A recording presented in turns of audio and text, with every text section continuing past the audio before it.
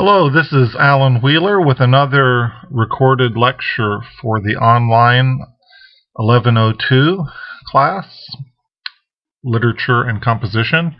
And the topic of this lecture is Modernism and the short story A Rose for Emily by William Faulkner. And so I want to talk about what modernism is as a literary movement, and then look at how some of those characteristics arise in Faulkner's short story. First of all, the word modern used in literary studies is a little different from the common use in that modern means up to date and contemporary when we use it day to day. But in a literary sense, it's actually just like realism or romanticism. It's a movement, and certain time periods in America and Britain and certain works of literature fit into it better than others. Basically, modernism is in contrast to classicism. So sometimes we can define things by what they are not. And so because modernism is a break with tradition, that's one of its strongest features, a break with tradition or a change from the conventional ways, then by looking at classicism, we can see what modernism is not. And classicism relates primarily to qualities found in the ancient Greek and Roman cultures. And if you think of the beautiful Parthenon and the well-balanced pillars and columns and the architecture, the sculptures, the Pythagorean theorem, and the philosophy and science of the Greeks and Romans, you'll get an idea of classicism. Its features are a balanced and orderly look at life. Beauty and truth are highly sought after. Often the art gives a direct imitation of life. And in the drama, classic drama, there's unity of time, place, and action. So often the plays would all take place in one period of time in one place with one definite event. It's a centered and rooted idea and an idea of stability, often looking at surface reality and valuing reason, looking for the ideal society, or looking for a homeland, as in the Iliad and Odyssey and Aeneid. So these are some of the ideas of classicism, but modernism breaks with those traditions. So instead of being balanced and ordered, often modern works are disordered. There's time looping, shifts in time and perspective. Rather than looking for beauty and truth, some of the works claim there is no absolute truth. Sometimes the ugly, banal pictures of life are given. Rather than a direct imitation of life, there's often impressions given, the famous impressionistic paintings that do not look exactly like a photograph, or expressionism, the abstract expressionism of paintings that, in fact, you cannot see any realistic objects from life. The surrealism of some of the painters, if you've seen Dali's paintings of melting watches and things. So there's a focus on the psychological, the inner world of the characters rather than the surface reality. And life is seen as a wasteland more than a stable society. There's a focus on loss and things sometimes seem absurd, meaningless, and the individual is sometimes focused on rather than society. There's a stream of consciousness often in the modern works in which we get into the mind of the characters. There's more of a sensation and sometimes even multiple perspectives and madness, disillusionment and despair. And we often think of the lost generation, Hemingway and Gertrude Stein, who were expatriates in Paris, who were dubbed the lost generation. So that's modernism in the abstract. To give you some idea, let's look at A Rose for Emily quickly and how some of those features are brought out. Now, in any given work, you won't see all of the characteristics of modernism, but we'll see quite a few in this short story. So we'll just try to go through from beginning to end, basically, and pull out a few of these. First of all, I think we can see a break with tradition, both in the subject matter and the style of the writing in the short story. If we look at the first line, we see that the whole town went to the funeral of Emily Grierson, and she's called a fallen monument. So instead of having a pristine sculpture in great condition, we have a monument that is toppled, perhaps shattered. And so we have that break with tradition, a sense of loss from the very beginning. In the second paragraph, I'm looking on page 30 in the Kennedy textbook, where A Rose for Emily begins, and in the second paragraph, we see a picture of decay, and we know that the garages and cotton gins had encroached and obliterated even the august names of that neighborhood, and only Miss Emily's house was left, lifting its stubborn and coquettish decay above the cotton wagons and the gasoline pumps, an eyesore among eyesores. So we get that picture of decay there. Going on a little bit, we see the conflict with the new generation in the fourth paragraph when they come to collect taxes, and Emily is still living in past days when they paid no taxes. And so we get this conflict and contrast between the new and the old. And we see that Emily, going on in paragraphs 8 to 10, when she faces them and she says, "I have no taxes in Jefferson. Colonel Sartoris explained it to me." And again, she reiterates in paragraph 10, "I have no taxes in Jefferson." So we see that she's living in illusion, or a delusion of her own inner world, that Faulkner gives us right in section 1. Now let's go into section 2, and here we see even more pronounced the time shifting and the time looping in a way, as in the beginning we're told, "So she vanquished them horse and foot," about the taxes, that is, "just as she had vanquished their fathers 30 years before about the smell."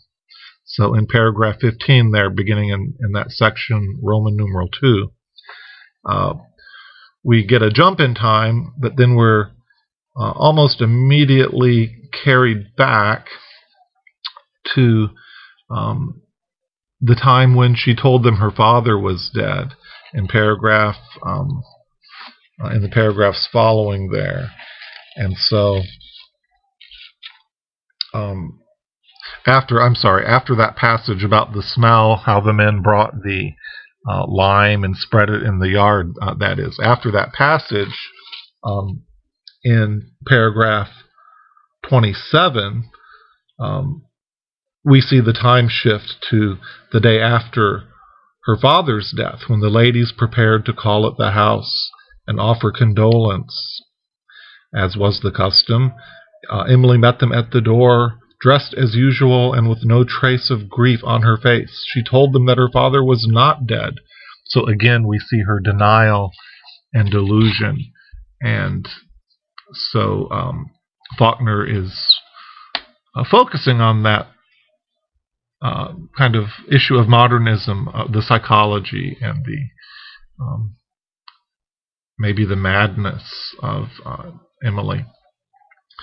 Now, moving quickly, we're going quickly here.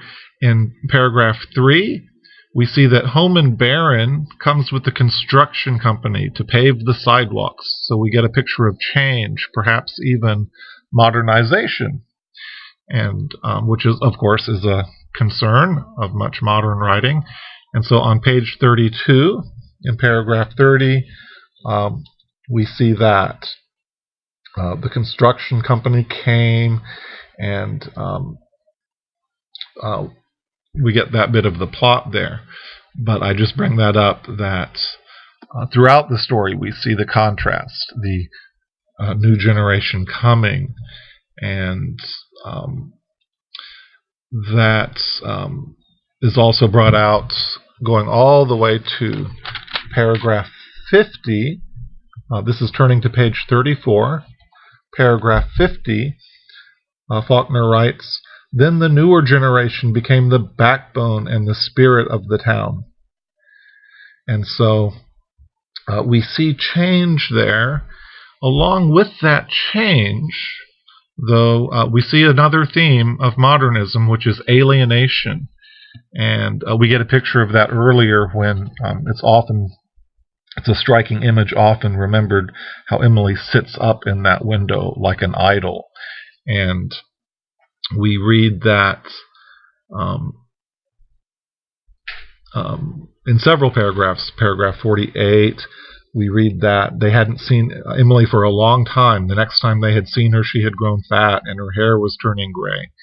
And then again in paragraph 49, from that time on, her front door remained closed, save for one period when she gave the piano lessons. And then in paragraph 51, again, the house had filled with dust and shadows, and so we know she had been all shut up. And so that's a theme, the alienation and loss coming out there again. So now let's go on. I'm not going to cover the plot or even the surprise that we all learn about upon reading the story and figuring out what has really happened. But going on to part 5 here at the end, and looking here at after her death, when the Negro, Faulkner writes, met the first of the ladies at the front door and let them in, and the two female cousins came in at once, and so they held a funeral on the second day, and so the people are coming into the house. So it's our scene of discovery here. But what I want to focus on is the scene that there is rotting and decay and dust here, and this whole scene of the house. And this brings us maybe to our closing point. We've looked at all these aspects of modernism, and you could find many more details and examples of these. The impressions and the loss and the alienation and the disordered display of events and things like that, the modernization and change that comes, many of these things. But one key to modernism is that it focuses on the inner world rather than a surface reality. So it's much different from realism. And here I'll read a line. This is from paragraph 55 in part 5. And if you go down a few lines, Faulkner describes how these very old men, some in their brushed Confederate uniforms, he writes, how they see life, not how life really is. And he writes that that they're on the porch and the lawn talking of Miss Emily as if she had been a contemporary of theirs, believing that they had danced with her and courted her perhaps, confusing time with its mathematical progression as the old do. And to the old, Faulkner writes, all the past is not a diminishing road, but instead a huge meadow which no winter ever quite touches, divided from them now by the narrow bottleneck of the most recent decade of years. So Faulkner's doing something interesting here, in that the classical idea of time is a timeline. If you look in the history books and the science books, you see a number line or a timeline. That mathematical progression that Faulkner says is not, they confuse that, these old men. It's not linear, but rather it's this, he describes it as a field, a huge meadow. And so this is something called perhaps, if I can pronounce this, phenomenological perspective, which means that you look at the experience and the perception more than you do an objective reality. And so it's interesting that Faulkner seems to tell the story in this way, and even describes that sensation, how the most recent years form a little bottleneck, but all the rest of time in their experience is this big field rather than a timeline. And so we'll stop here, but this is the image and experience we're left with in the conclusion. So there's more here than just the shocking crime of Miss Emily. There's also the imagery of death and decay, the dust, the alienation, the loss, the clinging to the past, and the onslaught of modernization. And I think reading the story a second time with some of those issues highlighted, in education we call that activating the schemata, or getting it on the radar. So if you have this idea that Faulkner may have had, certainly many critics have, looking at A Rose for Emily, of modernism and the break with tradition, you'll probably have a much fuller experience and appreciation of the short story. So here's a key, and this is what all of these little lectures hope to do. Take this technique. If they're modern stories, you can apply these ideas about modernism and see which characteristics you can find. But if it's other time periods, maybe you're reading a piece of realism, or a romantic, something from the romantic time period, look into the movement and its characteristics as you read the work of literature, and you may get some insight. Not everything will fit perfectly, and you can't be too formulaic about this, but it may give you some clues and appreciation of what the authors are doing. So I encourage you to do that with other things you read, and hope you've learned something you didn't know about A Rose for Emily and modernism. Thank you very much.